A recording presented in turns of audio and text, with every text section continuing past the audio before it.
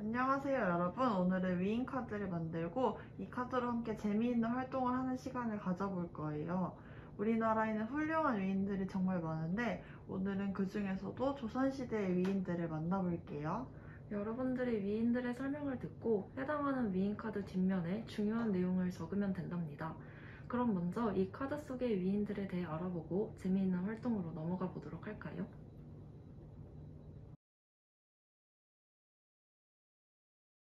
섬세한 솜씨에 똑똑하기까지 하다 세종대왕이 장영실을 보고 내린 평가예요.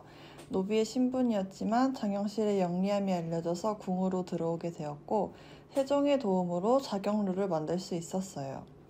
지금처럼 전자시계가 없던 옛날에는 낮에는 해 그림자로 밤에는 별자리의 움직임으로 시간을 쟀는데 날씨가 흐리면 하늘이 잘 보이지 않아서 제대로 시간을 알 수 없었어요. 하지만 자경루는 시간에 따라 물의 양이 일정하게 늘어나는 것을 통해 시간을 재는 물시계이기 때문에 언제나 시간을 알 수 있게 해준 고마운 발명품이었답니다. 또한 비의 양을 잴 수 있는 치국이, 시간과 계절을 잴 수 있는 앙부일구 등 셀 수 없이 많은 발명품을 개발했어요. 이러한 발명품들은 농사를 짓는 데 큰 도움이 되었기 때문에 고마워하던 사람들이 정말 많았답니다. 세종의 아들인 세종대왕이 조선 제4대 왕이 되었어요. 세종대왕은 셋째로 태어났는데 어릴 때부터 지독한 책벌레였답니다. 하루는 아픈데도 책을 읽어서 아버지인 태종이 책을 다 뺏어간 적이 있었는데 병풍 뒤에서 우연히 발견한 책으로 또 몰래 독서를 했다고 해요. 엄청난 독서왕이죠. 이렇게 책에서 읽은 다양한 지식을 바탕으로 세종대왕은 많은 업적을 남겼어요. 널리 백성을 이롭게 하라의 뜻을 갖고 세종대왕은 한자가 어려워 글을 읽지 못하는 백성들을 위해 한글을 만들었죠. 이때 만든 한글을 훈민정음이라고도 해요. 덕분에 친구들이 이렇게 책도 읽을 수 있는 거랍니다. 한글을 만들어주신 세종대왕님께 감사하는 마음을 가져야겠죠? 5,000원권 지폐에 그려진 사람이 누구인지 궁금했던 적 있나요? 바로 5만원권에 그려진 신사임당의 아들인 율곡이랍니다. 어려서부터 똑똑했던 율곡이는 커서는 조선시대 때 치르던 과거라는 시험에서 9번이나 1등으로 합격했다고 해요. 임금님께 좋은 말만 하는 사람을 피하고 자신의 일을 열심히 하는 신하를 곁에 두십시오 라며 임금에게까지 두려워하지 않고 올바른 말을 했던 올곧은 학자로 유명해요. 또한 농민들이 살기 좋은 나라를 만들기 위해 많은 노력을 한 학자이기도 해요. 쌀로 세금을 내야 하는 가난한 백성들을 돕기 위해 가지고 있는 땅의 크기에 따라서 쌀을 낼 수 있도록 하는 대동법을 실시해야 한다고 했어요. 따라서 작은 땅을 가진 가난한 농민은 쌀을 조금만 내도 되니 훨씬 살기 좋아졌죠. 게다가 겨울 동안 모아놓은 음식이 다 떨어져 먹을 게 없는 힘든 농민들에게 봄에 쌀을 빌려주고 가을에 갚을 수 있도록 하는 사창제도 실시해야 한다고 주장하기도 했어요. 이제는 5,000원권을 볼 때마다 율곡이의 훌륭한 업적을 떠올려 봅시다. 이순신은 늦은 나이인 32살에 조선시대 문과에 합격했어요. 문과는 지금으로 따지면 군인을 뽑는 시험이랍니다. 그러나 이순신이 태어난 시대는 밝은 시대는 아니었어요. 임진왜란이라고 하는 전쟁 때문에 나라가 휘청이던 시절이었죠. 이순신은 거북이처럼 생긴 거북선을 만들어 적을 물리쳤어요. 거북선은 딱딱한 등껍질 위에 뾰족한 못이 박혀 있어 적이 올라타지 못했어요. 이순신은 단 12척의 배로 133척의 왜군을 물리쳤답니다. 12척의 배로 10배 이상의 적으로부터 승리를 거두었다니 정말 대단하죠? 하지만 안타깝게도 이순신은 적과 싸우다 전사했어요. 부디 내 죽음을 알리지 마라. 이순신 장군이 마지막에 하신 말씀이에요. 이순신 장군은 마지막 순간에도 자신이 없으면 주변 동료들이 슬퍼할 것을 알기에 자신의 죽음을 알리지 않고 조용히 눈을 감았답니다. 태조 이성계는 조선을 세운 첫 번째 임금이에요. 하지만 원래는 고려에서 큰 공을 세운 장수였답니다. 장군이 어쩌다가 고려를 무너뜨리고 조선을 세우게 되었을까요? 고려시대 말 한창 나라가 어지러울 때 지금의 중국 땅에 있었던 명이라는 나라가 우리나라의 북쪽 땅을 탐냈었어요. 그러자 고려의 왕은 이성계에게 명나라와 전쟁을 벌이라고 했죠. 하지만 이성계는 4가지 이유를 들면서 불가능하다고 주장했습니다. 결국 억지로 전쟁에 나가긴 했는데요. 전쟁이 시작되기도 전에 큰 비 때문에 군대는 어려움을 겪었고 결국 다시 돌아오게 되었어요. 돌아온 이성계는 고려를 멸망시키고 조선을 세웠답니다. 조선을 세워 왕이 되고는 수도를 한양으로 옮겨 고려시대 때와는 다른 나라를 만들기 위해 많은 것을 바꾸었어요. 이후 평민들을 힘들게 한 귀족들이 가지고 있던 땅을 모두 가져와 나라를 위해 일하는 사람들에게 나누어 줬고 흉년이 들면 곡식을 빌려주는 의창제도를 실시하기도 했답니다. 전봉주는 매우 가난한 집안에서 태어났고 당시 탐관오리들은 백성들의 세금과 재물을 빼앗는 등 나쁜 짓을 일삼았어요.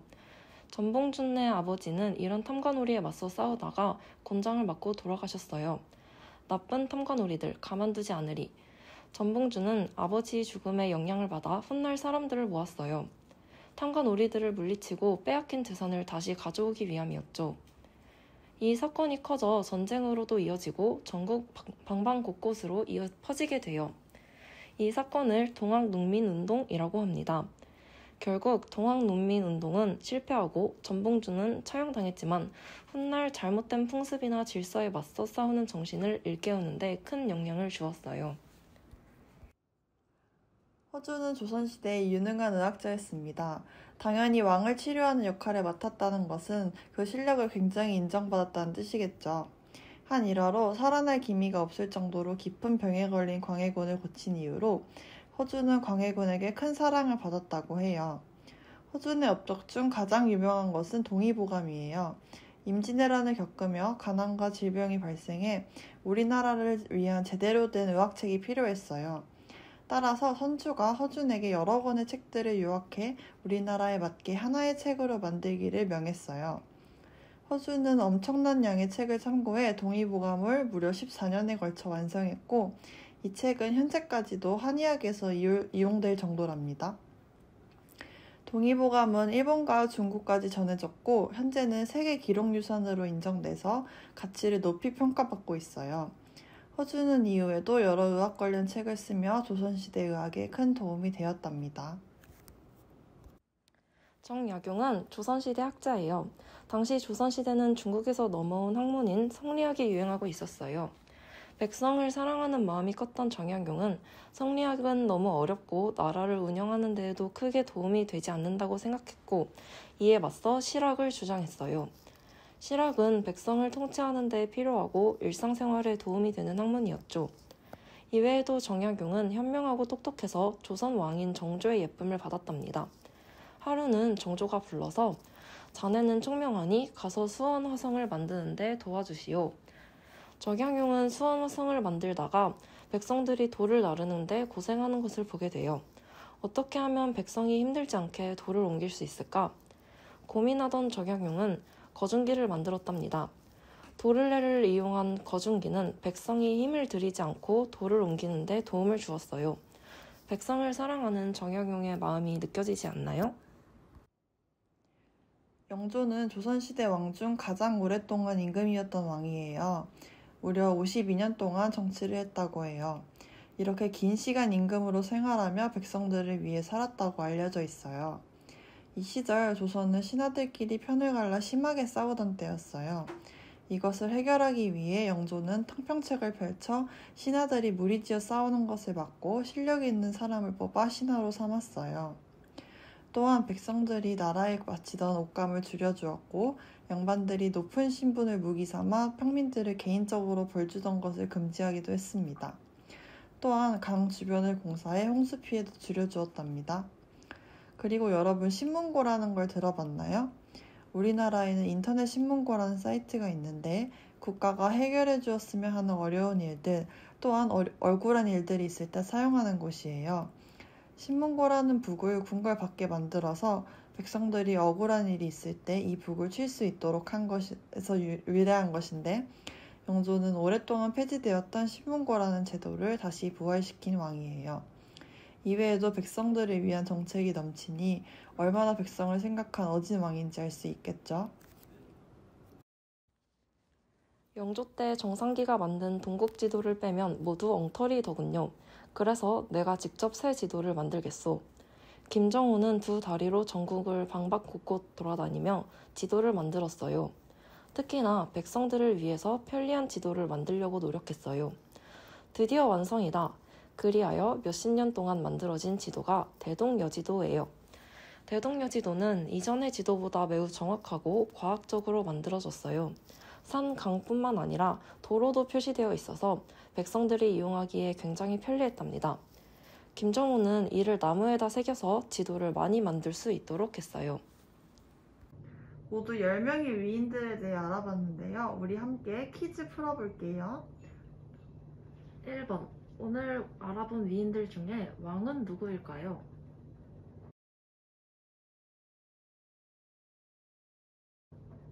2번, 조선의 전국지도를 만든 사람은 누구일까요? 3번. 조선의 훌륭한 의학자는 누구일까요? 4번, 거중기를 발명한 위인은 누구일까요?